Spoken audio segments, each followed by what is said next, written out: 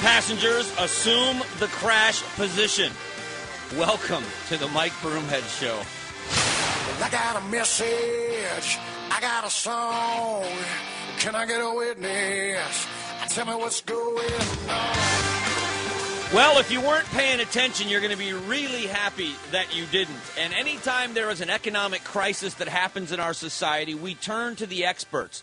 And I consider experts to be people that are right a lot more often than not. And not guessing. They're not throwing darts at a dartboard. There's a thought process that goes into it. And you know that from the Trends Journal, trendsjournal.com, the man that prints that is Gerald Celente. And as many people around the country that's been pulling him 18 different directions, he's agreed to come on with you here in the Arizona area. Mr. Celente, welcome back to the show. Oh, thanks for having me, Mike. Oh, all right. So give us a little perspective. What was your day like? As you watched this happening, was it a time where you thought, I knew it? What was your thought process as this happened today? Well, the thought process was we went back to our June 13th trend alert, which you received. Yep. And the headline was, "Collapse, it's coming, are you ready?" And we said to get ready for an imminent collapse and it was going to happen most likely this summer. And we saw a lot of parallels between the summer of 2007 and the summer of 2011. And this is much worse than what was going on before people realized it was all collapsing back in 2007. And that is now, you know, back then people still thought there was a real estate market. There was still a euphoria of some kind of prosperity. Now we've gone through, 4 years later, and all of this stimulus, bailout, rescue money dumped down the drain. Unemployment back then was 4.7. Now it's 9.1, actually much worse. And so we're going into this crisis in a lot worse shape. And we had also warned, and again, you know, I don't give financial advice, but I made it very clear what I was doing in our later July 23rd trend alert, that I was invested in gold and Swiss francs. Mike, there's no end in sight to this. These shysters out there that are saying, this is a buying opportunity. A buying opportunity? Yeah, you got to be in it for the long run. Hey, how about this? The Dow Jones now, as we speak, is at 1999 levels. You factor in inflation into it, maybe it's down around 7,000 and not 10,000. Long haul, how about a lifetime? Well, these numbers are incredible. What do you make of the fact that as the president spoke and after the president got done with his comments today, that the Dow plummeted over almost another 250 points? Do you think there was any correlation to people not liking what they heard from him, or do you think this was going to be in a free fall regardless? Well, it was in a free fall regardless, but he keeps stemming it on. It's kind of like every time Ben Bernanke gets out there. Every time before Ben Bernanke hits the stage, I take a long gold position. I'm serious. You know, I'm not advising people to do that, but you look back at his track record, gold spikes every time that he speaks. Look, Standard & Poor's said that one of the reasons why they're downgrading was the performance by Congress over the last month and a half. I mean, this was a spectacle. You know, we've retermed this soap opera. It's a soap opera from Fraudland, and the players are the D.C. drama queens and the Beltway circle jerks. and when anybody watches this performance going on that would put their trust in them, they have to have their mind examined. And that's what Obama showed. I mean, he did a real bad dog and pony show out there. There is no way out of this. Where are all those great minds? Hey, remember the brilliant Larry Summers?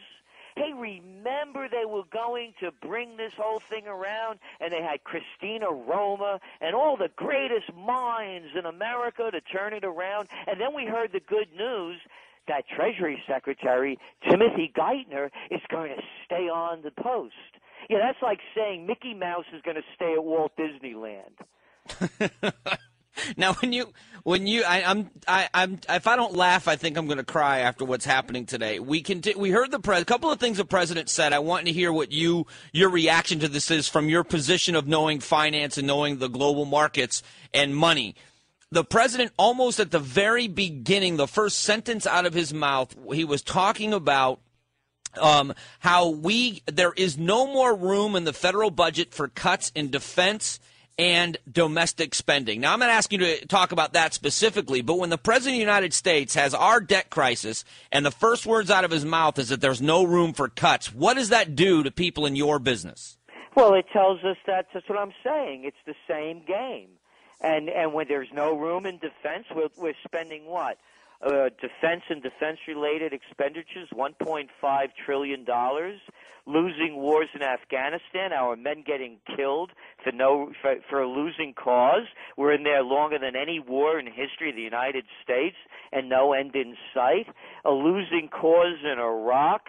I mean, look what happened again last week. American soldiers getting killed in combat. They're telling us combat's over.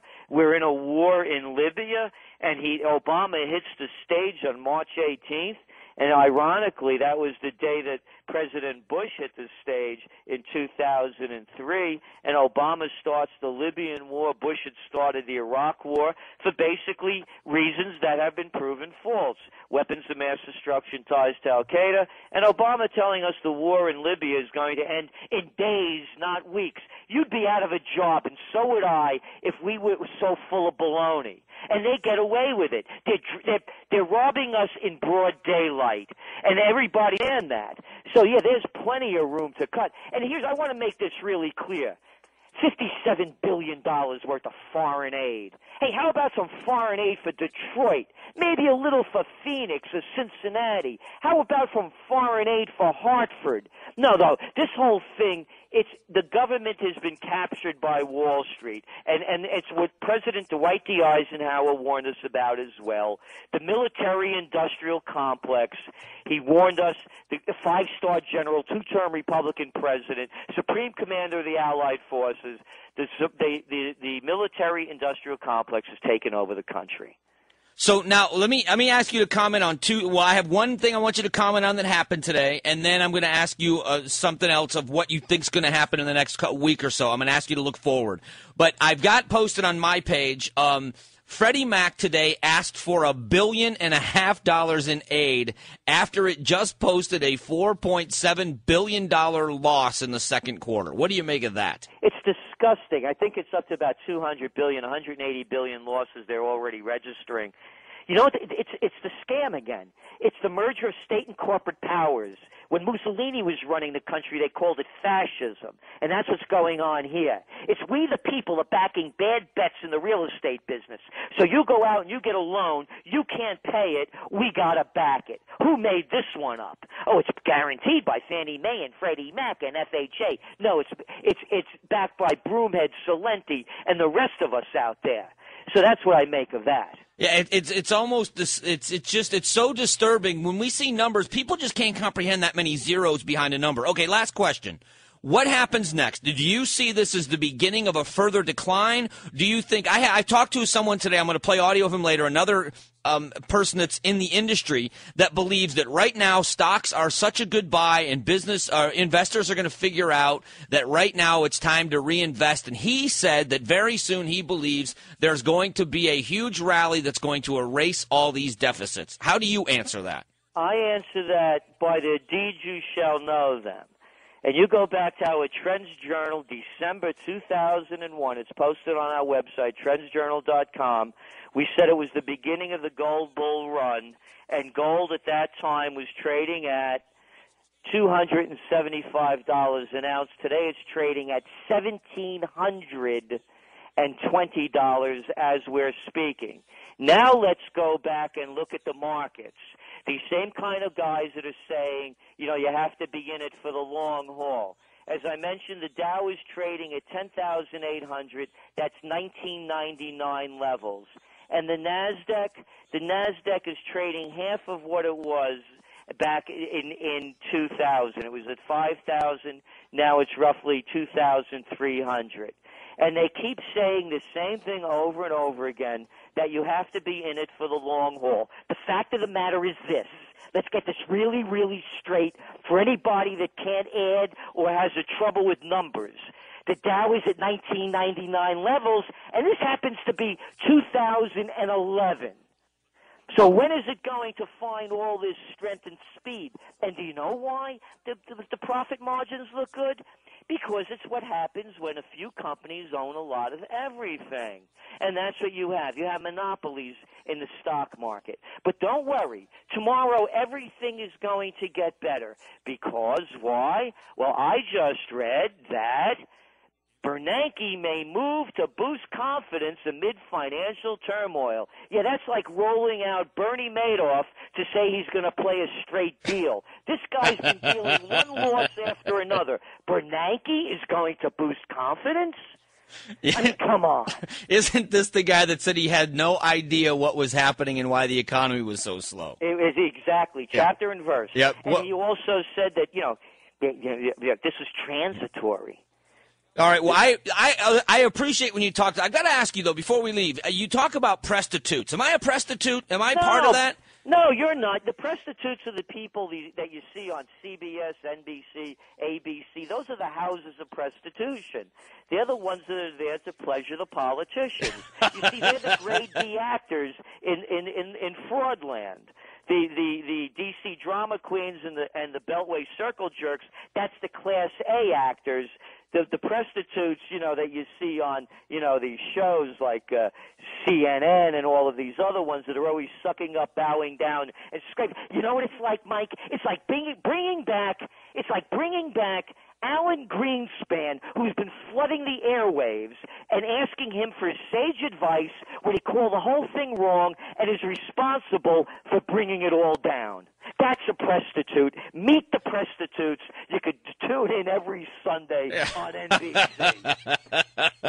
Well, Mr. Celente, we always appreciate the time. And for all of our listeners, they've got to go to the website, trendsjournal.com. It's sound, real advice, and they can hear it in your voice. You don't pull any punches. You tell it exactly like you see it. And you're right so very often. And we really appreciate this time on such a busy day. And I appreciate being on with you. Thank you. All right, take care. That is Mr. Gerald Celente. I've got to take a break. As soon as we return, you've got to hear it from the mouth of the president. If you missed it today, hold your nose. You're going to hear it. Stick around.